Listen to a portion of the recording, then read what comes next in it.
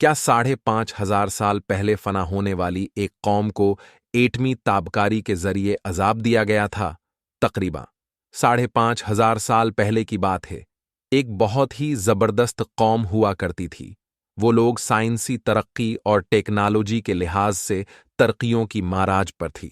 وہ لوگ پہاڑوں کو اس خوبصورت طریقے سے تراش کر مضبوط ترین محلات اور تعمیرات کیا کرتے تھے کہ آج کی سائنس ان کی عقل دانش پر عش کر اٹھے۔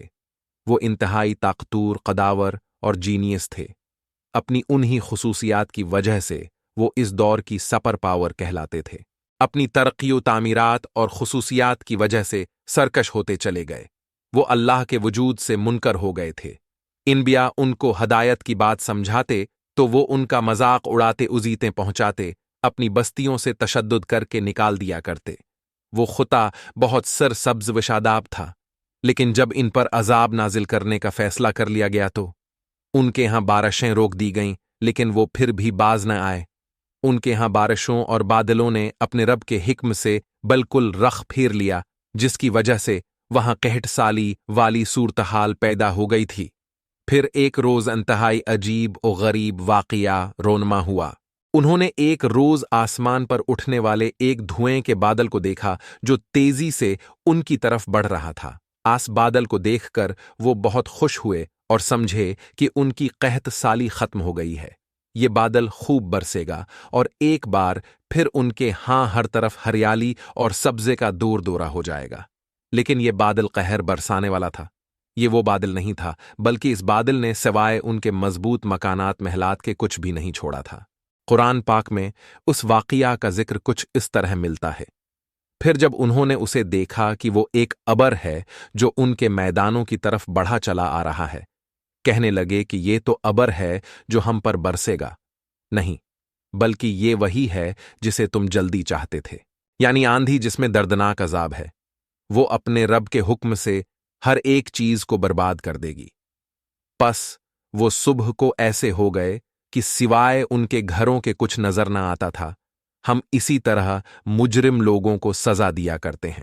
وہ ایک ایسی تندوتیز اور تابکاری اثرات والی ہوا تھی جس نے ہزاروں سال گزرنے کے بعد بھی اس خطہ زمین کو آباد نہیں ہونے دیا تھا۔ وہاں پر کسی نباتات اور ہریالی کو نہ تو چھوڑا تھا اور نہ ہی کسی کو سلامت رہنے دیا تھا۔ وہ ہوا جہاں جہاں سے گزرتی انسانوں کے جسمون سے گوشت کو اتار کر اسے صرف ہڈیوں کا پنجر رہنے دیتی۔ ایٹمی حملے کی طرح انسانوں کے جسموں کا گوشت پگھل کر بھاپ میں تبدیل ہو گیا۔ وہ ہوا ایسی بانجھ کر دینے والی تھی جیسے تابکاری کسی جگہ کی زمین کے اندر تک اثر کر کے اس کو بانجھ کر دیتی ہے، کسی چیز کو پیدا نہیں ہونے دیتی۔ اللہ قرآن حکیم میں ارشاد فرماتے ہیں، جب ہم نے ان پر بانجھ ہوا بھیجی، وہ جس چیز پر سے گزرتی اسے بوسیدہ ہڈیوں کی طرح کئے بغیر نہ چھوڑتی۔ اس تابکاری نما ہوا نے ان کے جسموں کو گوشت کے بغیر بوسیدہ ہڈیوں جیسا بنا دیا۔ سب کچھ مٹ گیا، نہ نخلستان رہے، نہ خوش نما باغات، نہ سبزہ۔ ہر طرف اڑتی ریت اور انسانی ڈھانچے رہ گئے۔ یہ پورا خطہ خالی ہو گیا۔ آج بھی یہاں دور دور تک صرف ریت اڑتی نظر آتی ہے۔ آج کے زمانے میں اس خطے کو ربا خالی کے نام سے ہی پکارا جاتا ہے۔ 4,000 سال گزر گئے۔ ایک روز اسی علاقے سے دنیا کے بہترین انسانوں کا ایک لشکر گزرا، جس کی قیادت کائنات کے سب سے بہترین انسان کر رہے تھے۔ لشکر ایک طویل مسافت طے کر کے آ رہا تھا۔ حالی لشکر نے اس خطے میں کچھ کھنڈرات دیکھے تو وہاں کچھ دیر رک کر آرام کرنے اور کھانے پینے کا ارادہ کیا۔ وہی ایک کنواں بھی موجود تھا۔ اہل لشکر نے کنویں سے پانی لیا، وہاں کچھ خشک لکڑیاں اکٹھی کی اور ان کو جلا کر روٹی اور سالن تیار کرنے لگے۔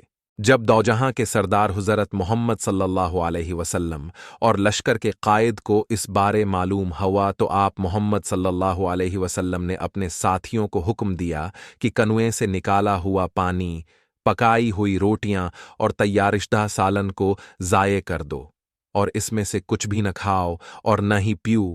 جتنی جلدی ہو سکے یہاں سے آگے نکل جاؤ، ورنہ تم سب پر بھی بلا آ سکتی ہے۔ یہاں پر ایک قوم کو عذاب دیا گیا تھا، یہاں کی کسی چیز کو مت استعمال کرنا۔